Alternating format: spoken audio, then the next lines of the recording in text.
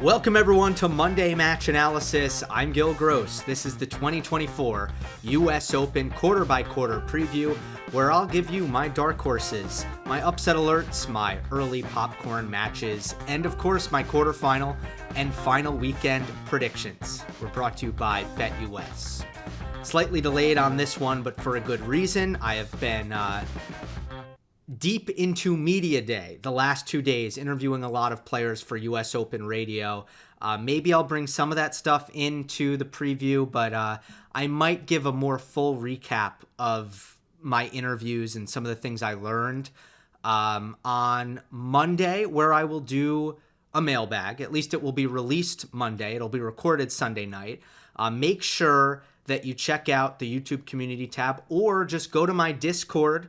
Link is in the description, where you can post a mailbag question whenever you want. And I'm really excited for this mailbag because it's been a couple weeks since we've done one. We've got to follow up on the Sinner stuff. And of course, so much excitement with the US Open right now.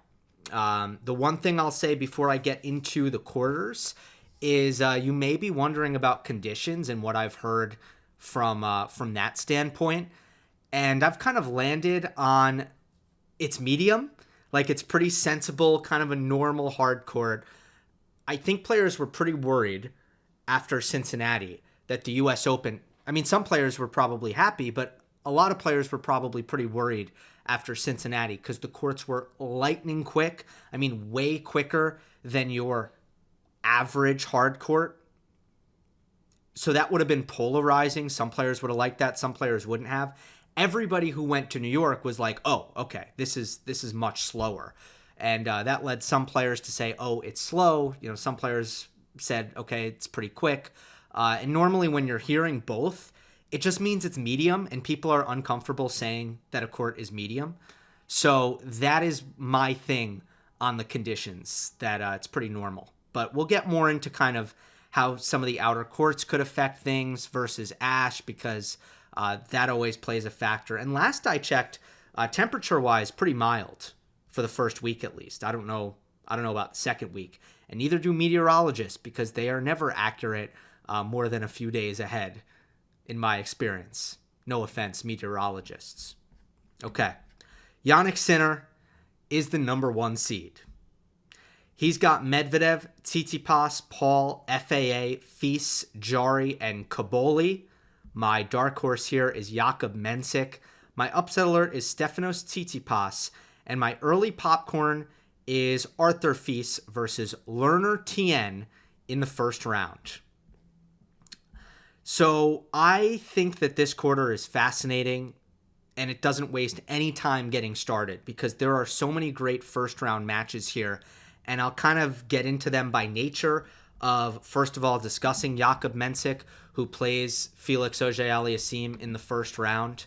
Mensik's big breakthrough run was last year at the US Open, when he was only 17, and then he turned 18 when he played Taylor Fritz in the third round. He told me the US Open is his favorite tournament. I did get to speak to Jakub. I didn't even ask him, and he just divulged that. So he's feeling good. He appreciates this environment. He has good memories from last year. And those of you, some of you may have heard me speak about Jakub in the past, but I think he is extremely physical for his age. I think his serve is outstanding. And he's pretty solid off of the ground. I think Felix is going to need to be sharp. FAA, if the forehand is firing as it has been, has looked pretty difficult to beat, to be honest. But the courts will be slowed down from Cincinnati. And if Mensik can get into enough baseline rallies, I actually think he can outplay FAA from neutral. So my dark horse is Jakub Mensik. Upset alert, there were a couple of options because of how intriguing so many of these first round matches are.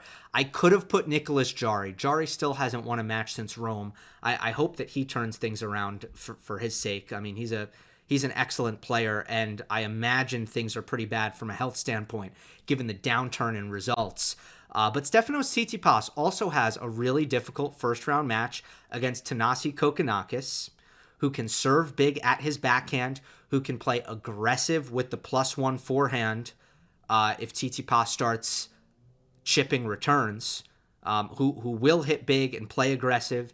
And they played at the Australian Open in 2021, and Kokkinakis pushed that to 5 sets.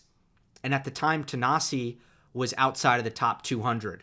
So that was a big moment for Kokkinakis to kind of remind the tennis world and kind of everybody that, oh, he's still capable of a top level. So he's got good memories against Tsitsipas, even though he didn't win that match. And if you look at Tanasi recently, it's been absolutely wild, but I think he's playing great tennis. So grass court season, he won a good amount of matches, but then he kept slipping and hurting his knee. That happened the week before Wimbledon, and then it happened at Wimbledon. And he beat Felix at Wimbledon, remember. He was a little bit fortunate to win that match.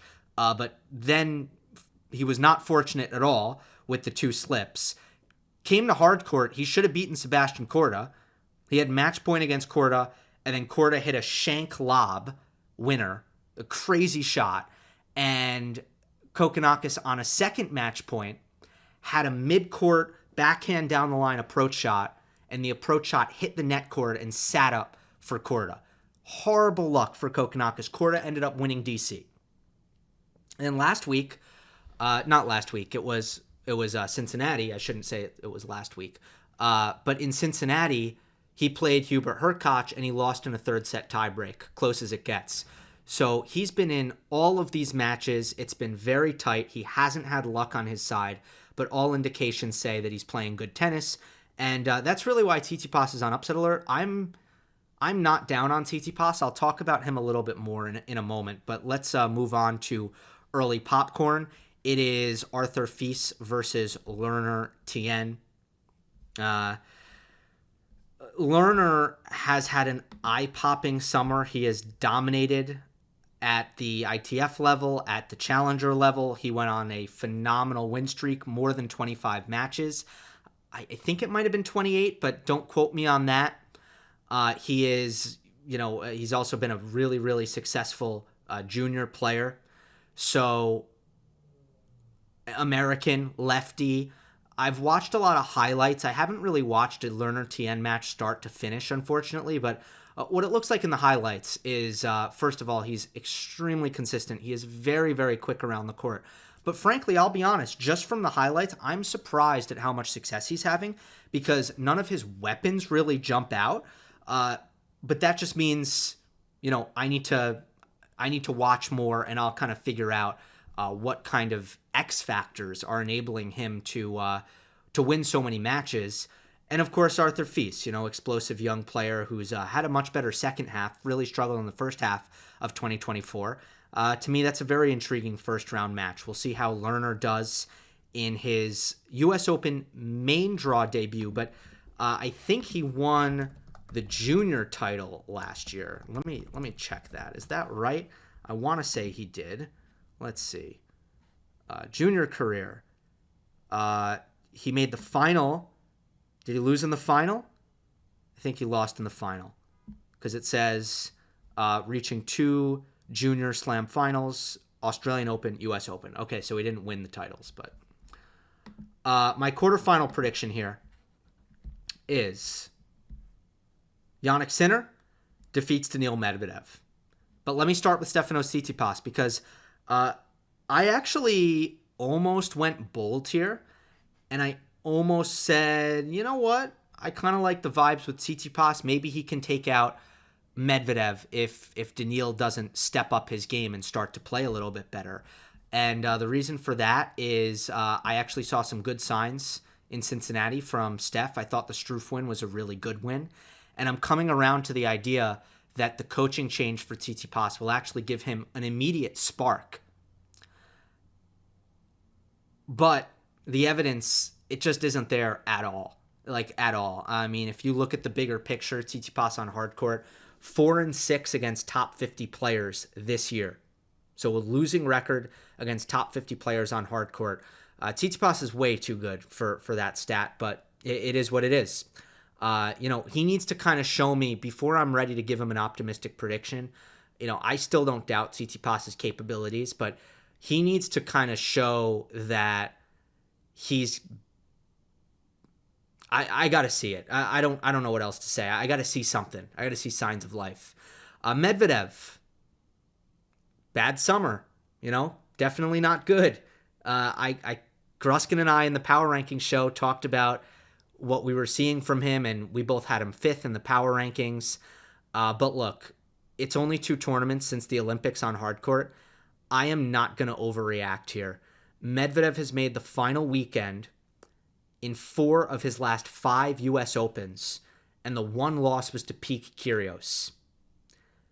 Big picture, it's been a really good year at the Slams for Medvedev, and I just don't like doubting Daniil when he steps on a hardcourt best of 5. I don't like doubting him unless there's a little bit more to go off of than a couple of stunning results, and they were in the lead-in. So I'm just not really ready to say Daniil can't make the quarters at the U.S. Open. I'm not there yet. As for Sinner, Tommy Paul is there for Jannik. I think Sinner matches up better with Tommy than Alcaraz does. As much as I like what I've seen from Tommy Paul throughout the season, Jannik takes the return of serve a little bit earlier, and he hits a little bit deeper than Alcaraz on average. And I think that'll just keep Tommy back at the baseline. And when you can keep Tommy at the baseline, stop him from using his transition game, that's where the best players really separate themselves with superior ball striking, especially when you bring Tommy's forehand into the mix. So I think Sinner will have an easier time with Paul than Alcaraz normally does. And then against Medvedev, obviously Daniil beat Sinner in the Wimbledon quarterfinal. There are a lot of really obvious improvements that Sinner can make from that match.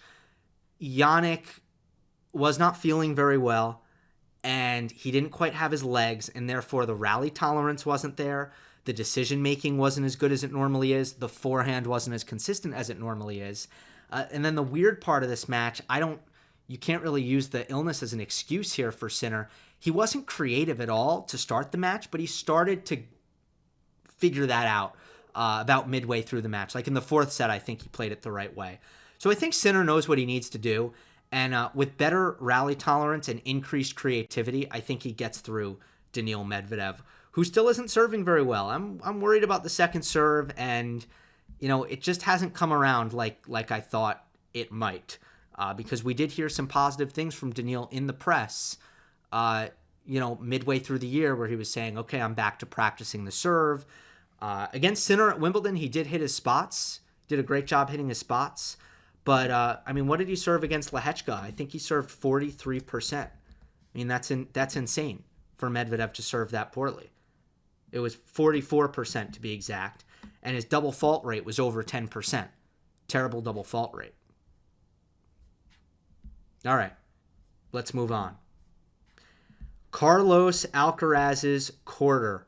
He's the number 3 seed. He is on Jannik Sinner's quarter for a 3rd straight slam.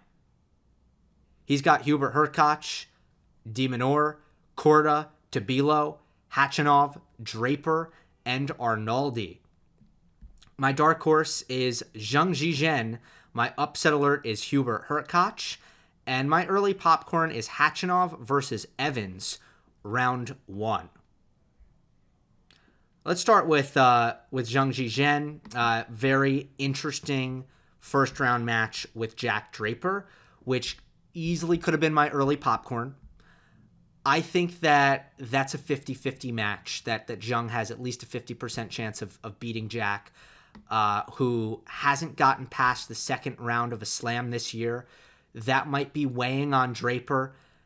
The FAA incident, I did talk to Jack today. I asked him about what it felt like having, the 24 hours after that happened, and, having to play Holger and losing that match.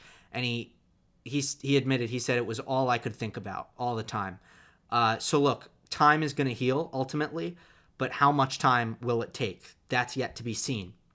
Zheng Zhizhen is very dangerous if you don't break his rhythm. He's a tremendous ball striker. I would compare his style to Taylor Fritz. And if you are not breaking his rhythm, his power off the ground can be very disruptive Sometimes Jack can be a little bit linear, not mix up the speeds all that much. So I think Zhang can play some good tennis against him. And if he gets going, he's got the weapons to make a run, Zhang Zhizhen. He beat Casper Ruud at the U.S. Open last year, by the way.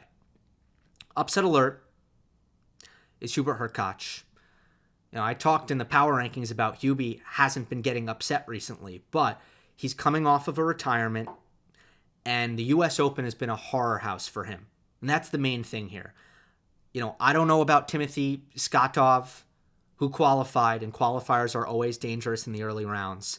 But I think Jordan Thompson, round 2 for Hurkacz, I think he can cause some problems. Also, let me just say, Hurkacz, I don't think he's been past the 3rd round at the U.S. Open when I say it's been a horror house. And he's been so good at the American Masters 1000s, but something about New York, it just hasn't vibed with Hubie at all. He did get sick last year. When he lost to Draper, it looked like he wasn't feeling well, so that might have factored in. But Jordan Thompson has a great return, and he likes to take pace off the ball. Hubie does not like to play against players who take pace off the ball. And I think Thompson's movement and his ground stroke style can really bother Hurkacz. And that's why he's on upset alert. I could also see a run from Hubie. Remember, I picked him to the semis last year. Hurkacz was playing great tennis last year around this time, and I picked him to the semis. And he made me look silly. So I do think that's in him somewhere. But Thompson's going to be dangerous. Popcorn is Khachanov versus Evans. It's probably not as flashy as the other popcorn matches that I have, if we're being honest. But the desperation is what makes this so exciting. So interesting, I should say, because I'm very intrigued by both of these guys. Karen Khachanov, it's been a very long time since he's had a really good win. And we know how tough he was for a 2-year period, or really even longer than that, best of 5. I mean, he was so good at the slams. And he's not so old that he can't get back to being that guy. I don't think he's going to make, semis like he was. But Khachanov is playing some of the worst tennis that he's played probably in, 5 or 6 years. So he's trying to get out of that rut. And Dan Evans, he's outside the top 200 right now.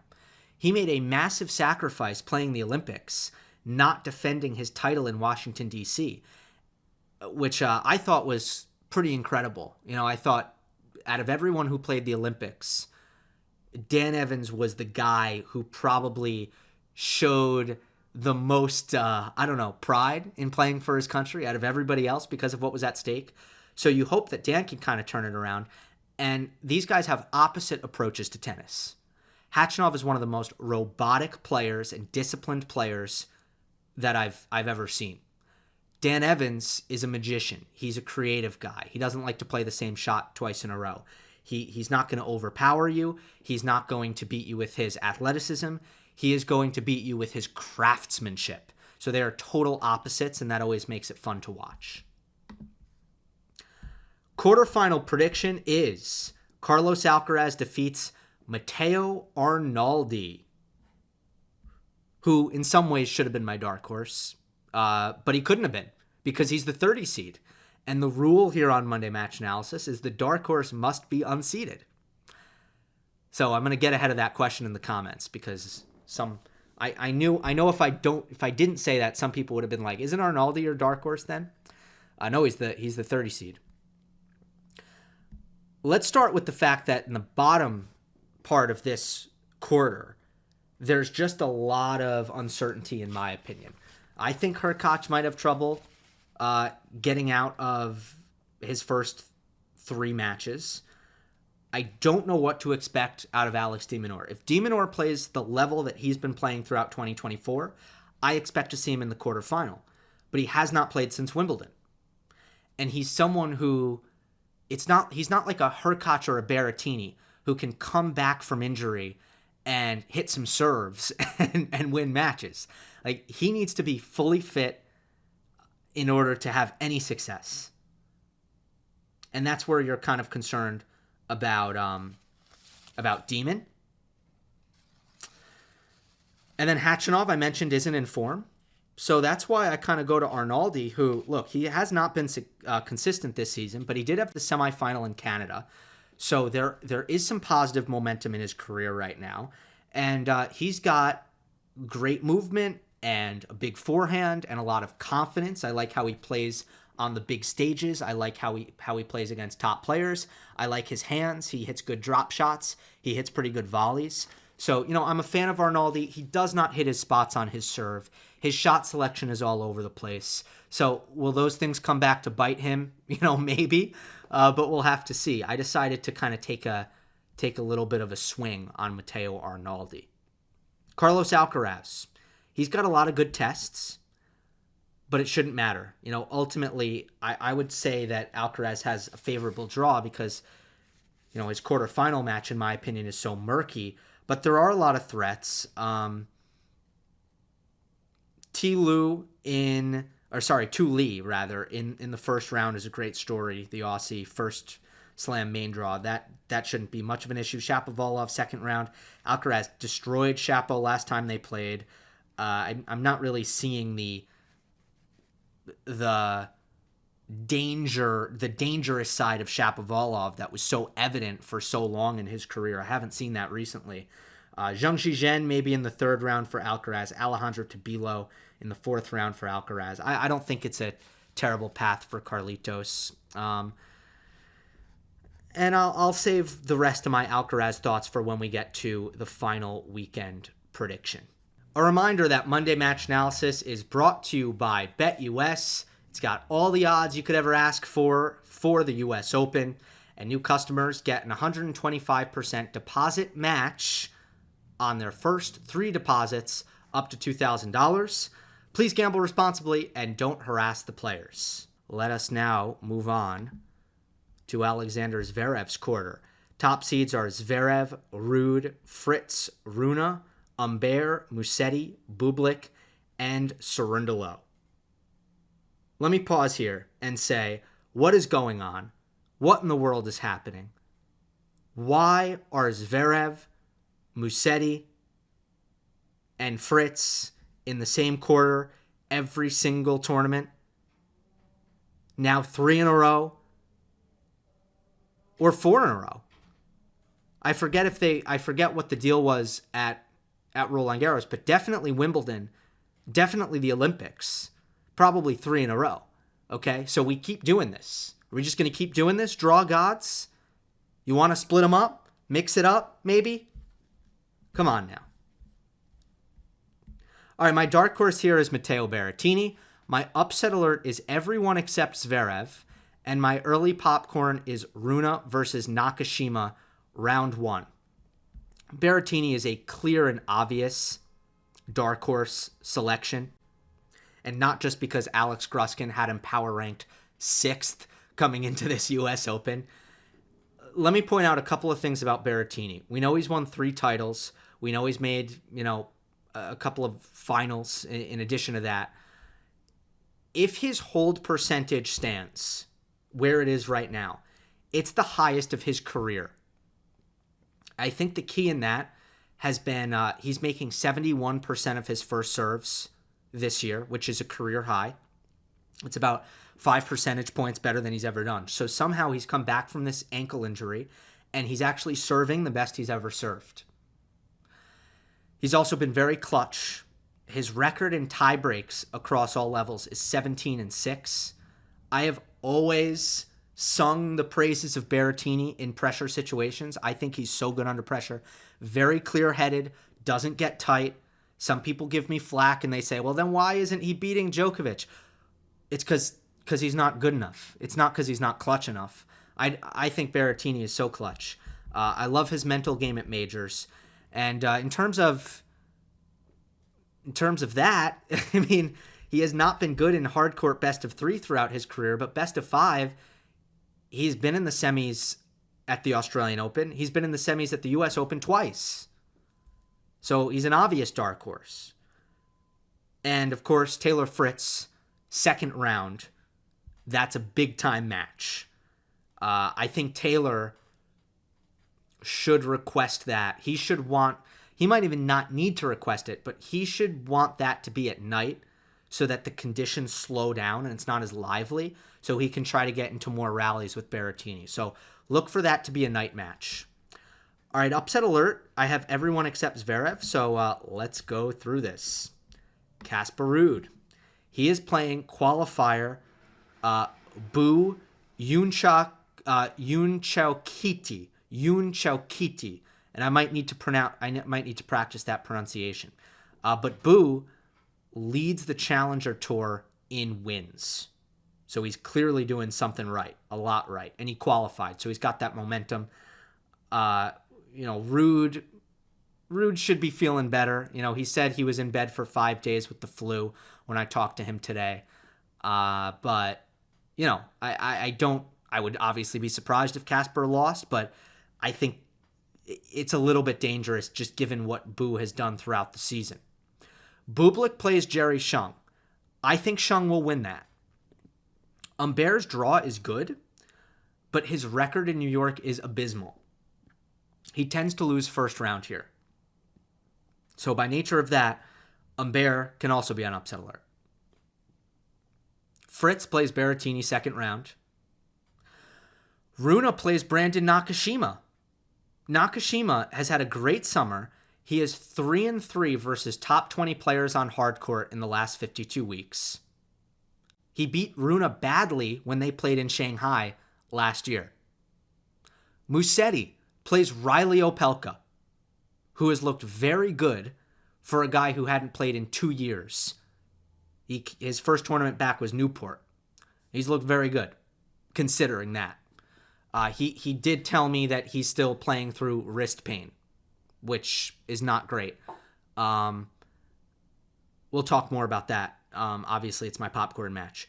Francisco Cerundolo plays Sebastian Offner. I would not be surprised if Sebastian Offner wins there. Those are all the seeds other than Zverev. Now, Zverev plays lucky loser Max Martyr. Sasha is not going to lose that unless he doesn't wake up for an 11 a.m. start on Grandstand, which I don't think he'll be happy about that scheduling to start at 11 a.m. on the third largest court. But as long as Zverev doesn't let that get the better of him, he should be fine against Martyr. Popcorn match, I put Rune Nakashima on the slide, but I actually put Musetti Opelka in my notes. So I'll just say it's both. Musetti, I will say, I do think he'll beat Opelka. He was so good at Wimbledon against the big servers. He beat Giovanni Pericard. He beat Taylor Fritz. So good at, making extra returns back in play, making extra balls, forcing these offensive players to just be so clinical in attack. So I think Musetti will get through that. Rune, I'm fascinated in Holger Rune. I think that there's a lot of confidence right now for Holger, and I think he feels healthy and things are going in the right direction. I think he's a real threat in this quarter. But Brandon Nakashima is a terrific spot server. We've covered that a lot. And Holger has at times struggled to return with enough quality to break serve when guys are serving him tough. So the margins could get pretty small there. Nakashima gets into a lot of tie breaks, and I think he can force Holger into some tie breaks. So that's one I'll certainly have my eye on. Quarterfinal prediction here is Zverev defeats Ruud. One of the main factors for me in this quarterfinal was difficulty of draw, Holger Rune and Taylor Fritz. I think Fritz is a great hardcourt player. He's extremely motivated at the U.S. Open. He's played better at the slams this year. He got hammered in the draw. Berrettini second round. Humbert potentially third round. I do think it will be Hugo. I think he can get through it. And then, maybe Ruud fourth round to get to the quarterfinal. But it's really the Berrettini match that's rough. Rune got it even worse. Holger's draw is terrible. To have to play Nakashima first round, Musetti third round, who's just with the last few tournaments that Musetti has had, to have to play him third round when you're the 15 seed is a tough break. Rune, and then he plays Zverev. So Musetti, Zverev, and Nakashima to get to the quarters. I don't like that for Holger. Zverev has by far the easiest section here. Cerundolo, his top seed. Not a lot of dangerous unseeded players. And then, Ruud, I know, I mentioned that Boo has won a lot of matches recently, but Monfils second round, Jerry Shung or Sasha Bublik third round. It's going to be a lot easier for Casper to pick up momentum, where Taylor and Holger have these early landmines. So that played into it for me. Zverev Ruud, that's been an interesting head-to-head. They've played 2 years in a row at Roland Garros, and health has kind of gotten in the way both times. Zverev was not healthy last year. Ruud had the stomach bug come up in the middle of the match this year. But ultimately, I think on hard court, Zverev with the serve and his ability to come forward kind of puts the match on his racket more so. Not to mention, Ruud likes to attack righty backhands with his forehand inside out. Zverev does such a good job of withstanding that. He's not bothered by the way Ruud's ball jumps up high off the court because he's such a good high ball hitter, Zverev. So I think Zverev, when he's at his best, I like him more than Ruud, especially inside Arthur Ashe. I'll get into this more, but it is pretty easy to serve well inside Ashe. There's no wind since they've installed the roof. There used to be a ton of wind. It used to be very hard to serve well inside Ashe, unless you were Pete Sampras. Or Federer. He did it pretty well too. Not anymore. So I put Zverev through. And it would be a continuation for Zverev of what's been a great slam season. He's played really well at the majors. Novak Djokovic's quarter. He's got Rublev, Dimitrov, Shelton, Tiafoe, Baez, Popyrin, Lehechka. My dark horse here is Alejandro Davidovich Fokina. Upset alert, not much. Early popcorn, Shelton versus Thiem in the first round. I've got to say this quarter, in terms of intrigue early on, it's the most blech of the quarters. I don't see a lot of first and second round matches that make me super excited, but you never know until you play the matches. Sometimes you get surprised. The reason Davidovich Fokina ends up as my dark horse, other than the fact that he is, he's been a classic dark horse on the channel for quite some time. There's a soft spot in the draw. I just don't know what kind of tennis Dimitrov is playing right now, post-injury. It seems like he's kind of lost the rhythm, lost some of his confidence. And you got Sebastian Baez, Grigor Dimitrov. So that's the part of the draw that I kind of wanted to target. Greek Sport is there. Sumit Nagal is there.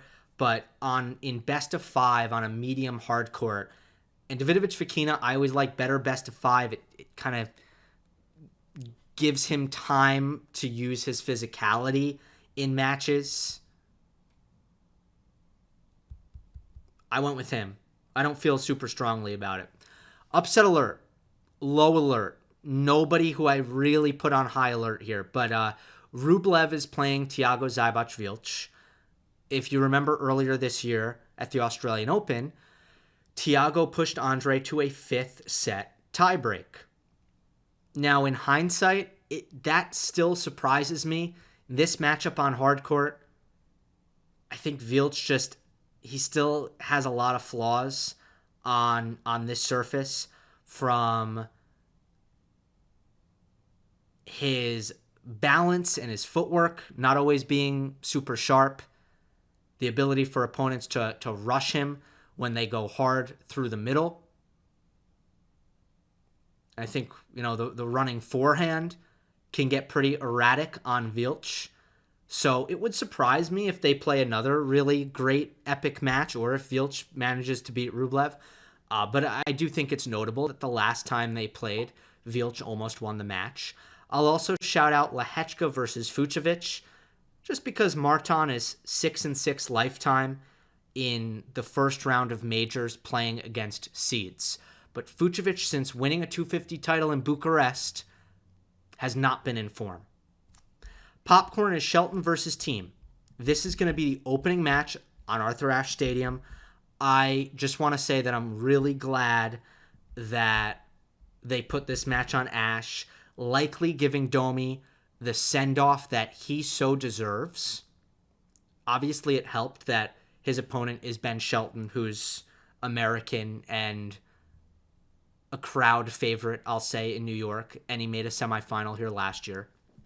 I think Ben, getting into the tennis, I think Ben would have to play really sloppy in order to lose that match. He's going to have a chance to dominate court position and dictate play and get to the net. Just with the way Thiem has been playing, especially on hard court, really deep behind the baseline, oftentimes not finding enough weight of shot to really be damaging from the deep positions that he's been playing from. It's going to give Shelton time to find more forehands, and it's going to give him a lot of time to come forward and hit approach shots off of anything that lands short. So I do think Ben will win. Quarterfinal prediction here is Novak Djokovic defeats Andrei Rublev. Look, Andrei had been struggling for a while, but you can't really ask for a much better summer if you're him, just given the context. It's a somewhat uncomfortable draw for Rublev, but as long as Lehechka isn't at his A-plus level, I can't really see anyone taking him out. He has made quarterfinals at 2 U.S. Opens in a row and 2 Australian Opens in a row. So that's pretty impressive. 4 straight hardcourt slams, quarterfinals for Rublev. I think there's enough to like about Rublev with where he's at right now in order to back him there. I mean, he's been on the hard court since DC. He's one of the only top players who can say that. Djokovic, what does he have to deal with? A lot of aggressive players after Alba in the first round. I think they're all players who are going to have a lot of trouble breaking Novak because there's not quite enough return of serve quality or movement. I think in the case of Popyrin, Novak can kind of expose the backhand. But then in the quarters, ultimately, I don't think Rublev has done enough developing in order to avoid going now what it would be 0-11 in major quarterfinals. Andre has had to focus on getting his mind right and, returning to playing his level. That's what the focus has been in the last couple months. More than a couple, the last half year since the Dubai thing. The focus for Andre has been kind of getting back to, getting right. And that means he's not improving. That means he's not working on stuff. It means he's trying to get back to doing what he does best at a high enough level. That doesn't bode well against Novak Djokovic. Okay, final weekend prediction in 3, 2, 1. Alcaraz defeats Sinner in 5. Djokovic defeats Zverev in 4. Djokovic defeats Alcaraz in 4. I will say that, the U.S. Open recently has been a slam of opportunity. Certainly, there have been more first-time major champions at the U.S. Open than there have been in recent times at the other 3. But I think that this top 4 right now, they've been dynamite. I think there's a pretty big gap between them and everybody else. I don't think that there are any really, really big question marks that I can't get past, with any of them. It doesn't feel like Roland Garros to me, for example. Remember last year at the U.S. Open, it was the top 3 seeds and Ben Shelton. So, it was not a very wide open U.S. Open last year. And that Shelton Quarter was clearly going to be up for grabs. Like, I predicted Tommy Paul to make the semis out of the Shelton Quarter. So you could see that it was the quarter of opportunity. What's the quarter of opportunity this year? Now, I think, if anything, it's Zverev. I think Zverev is a level below Alcaraz, Djokovic, Sinner. I also think that there are so many guys here, from Rune, Fritz, Ruud, and Musetti. There's so many guys who have some capability in that quarter to make a major semifinal. But as you know, I still think Sasha gets through. I still couldn't pick against him. So I have the top 4 seeds in the U.S. Open semifinal here. Djokovic over Zverev. The best returners have been able to handle Sasha's serve. And I think in order for Zverev to maybe take even another step up, he needs to actually take a little bit more risk on his first serve. In order for him to do that, he needs to trust his second serve. The problem is with Zverev, he still has doubts on his second serve and his forehand, and that kills him in these kinds of matchups like the one against Djokovic. Not to mention, I think Novak, he really pounces on that second serve vulnerability, that forehand-to-forehand advantage. Any kind of baseline passivity from Zverev. Novak, so good at taking advantage of all that. Alcaraz over Sinner. I think Alcaraz is really onto something when it comes to slowing the pace down against Sinner. So tactically, I think that's been a big development for Carlitos. However, mainly, I think he's stronger physically in best of 5. So it comes down to, I still think that despite the Cincinnati title, the setbacks from a health standpoint from Sinner have sort of taken a toll. And I wonder how much does that, along with the fatigue from a very, taxing season, and now you bring in the emotional tax of having to deal with the stress that has possibly come with this doping incident. How much has that taken it out of Jannik? And how much will his endurance, which has already been a question, how much will that suffer? And that's why, of the 3, Sinner, Alcaraz, Djokovic, which I think are the clear top 3, for me, the largest question mark is Sinner and the physicality. Djokovic-Alcaraz final. I waffled on this a lot. Even today, I was going back and forth. I think for most of the week, I anticipated that I would pick Alcaraz. Most of the week.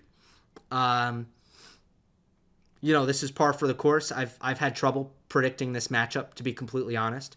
Alcaraz fans are probably really happy that I didn't pick Alcaraz, because seemingly when I do pick Alcaraz, he doesn't win. But for Novak, it's really a question of, first of all, what are my thoughts on the motivation? And, my thoughts are the motivation is a concern long-term. But unless he hasn't been grinding hard the last few weeks, which is possible, we don't know. We'll only know once we start to see him play, and we'll see based on his level and his fitness what it's looked like. But he said he still feels the drive. He obviously got himself in great shape for the Olympics, and that wasn't that long ago. He's got the better draw. He doesn't need to deal with, the Sinner Alcaraz on the same half. That factors in. They might play a very taxing semifinal, hypothetically. I think Novak is going to be playing very relaxed. If he plays Carlos in a final, I think he'll play more relaxed than Alcaraz because of the satisfaction of winning the gold, because Carlos going for 3 straight majors, that's tough. That hasn't been done a lot for a reason. Surface, how does that play an effect? Well, look, Alcaraz's win percentage for his career is much lower on hard court compared to the natural surfaces. Highest is on grass by far, and then it's clay, and then it's hard court. And I'm not talking about 1 or 2 percentage points. I'm talking about a substantial difference, a substantial dip on hard court, where I think he's about 83% win percentage for his career. You look at Djokovic, well, hard and grass are basically the co-leaders. And then it's clay, where we've seen Djokovic's career win percentage take a little bit of a dip. So just by that, I think Djokovic will like that this is on hard court in this rivalry. He leads the head-to-head 2-0 on hard court in this rivalry. Ashe is slower than Cincinnati, where they played last year, or Turin year-end championships where they played last year. But as I mentioned, serving precisely, which was such a key for Djokovic when he played Alcaraz at the Olympics, it's not difficult to do that on Ashe. Not to mention, I don't know how much this convinced me or whatever. Hopefully not so much, because I think probably he'll be okay. Alcaraz rolled his ankle in practice today. Now, I know Novak has been dealing with some stuff too. It looks like he's been sore or stiff in like the trap area, upper back, neck, something around that region. But, rolling an ankle is a lot more traumatic than, feeling stiff in the neck, right? So there's some concern there for Alcaraz. Why did I make it 4 sets? Because similar to the Wimbledon final, normally if I'm not sure, I say it's 5. But my only exception to the rule is Alcaraz. I don't pick against Alcaraz in 5 sets. He's too good in 5th sets. And that's why I made it 4. We'll see how I feel once the final comes around. And then I'll also revisit predictions ahead of the quarterfinals, provided I find the time with the schedule. I do intend to stay active with the podcast over the course of this U.S. Open. Hope you enjoyed, everybody. Don't forget to subscribe. I'll see you next time.